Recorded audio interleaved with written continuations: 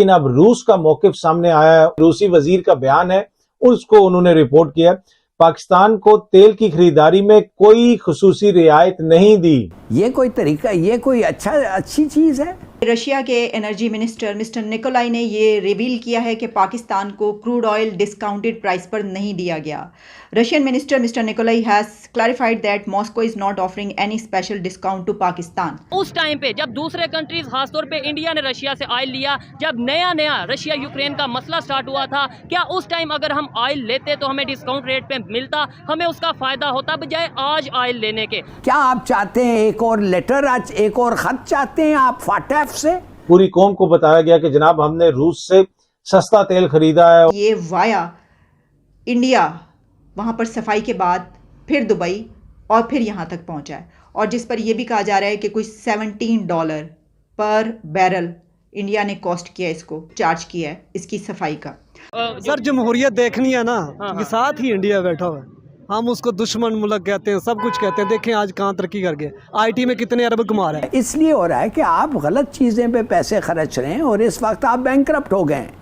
जब मुशर्रफ ने अड्डे दिए थे, सबसे पहले उन्होंने इंडिया को अप्रोच किया था कि हमें अड्डे दो, उन्होंने कहा हमने नहीं देने, ठीक है, लेकिन यहाँ पे बिक गया सब। तो उसके जवाब में उन्होंने कहा कि ये तो डिस्काउंटेड प्राइस तो हमने नहीं दी, जो है हमारी सबको वही इनको दी गई है। तो ये क्या हमारे लिए शर्मिंदगी का बायस नहीं है? हेलो फ्रेंड्स, जय हिंद। हिंदुस्तान स्पेशल में आपका स्वागत है। दोस्तों, आर्थिक संकट से जूझ रहा पाकिस्तान तेल की कीमतों को कम करने के लिए रूस से कच्चा तेल खरीद रहा है। दरअसल पाकिस्तान के लोग महंगे पेट्रोल डीजल से परेशान हो चुके हैं। यही वजह है कि तमाम दबाव के बावजूद पाकिस्तान ने रूस का रुख किया। हालांकि पाकिस्तान की ओर से दावा किया जा रहा है कि उसे रूस ने तेल पर स्पेशल छूट दी है, लेकिन रूस ने इससे साफ इनकार कर दिया है।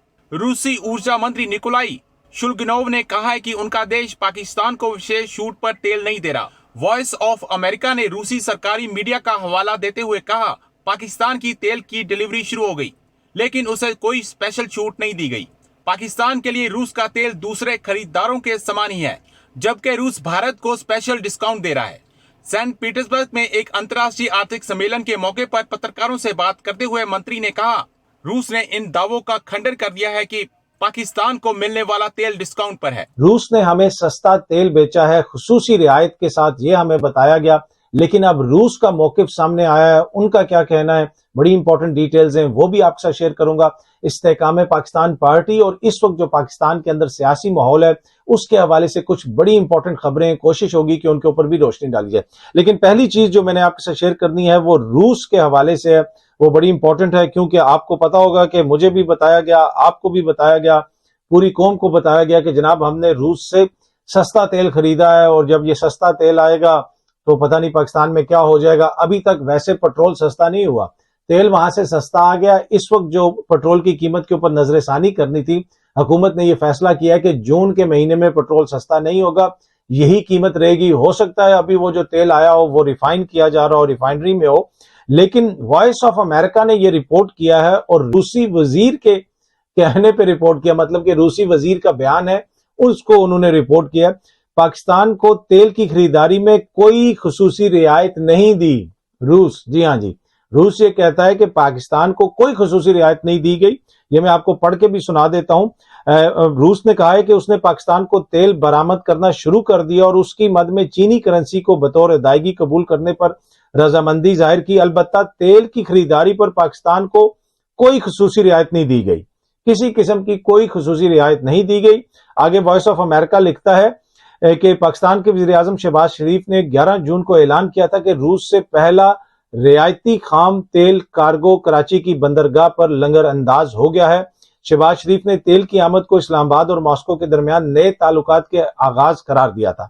ठीक है, जो रूसी खाम तेल की कीमत है उसके हवाले से जो रूस का अपना सरकारी मीडिया है उनसे बात करते हुए रूसी जो वजीर हैं उनका ये कहना था कि पाकिस्तान को तेल की तरसील शुरू हो गई है, इसके लिए कोई खास रियायत नहीं है, बल्कि वैसे ही है जैसे दीगर खरीदारों के लिए, तो कोई खुसूसी रियायत नहीं दी गई। अब पता नहीं पाकिस्तान को कौन सा खुसूसी रेट दिया गया।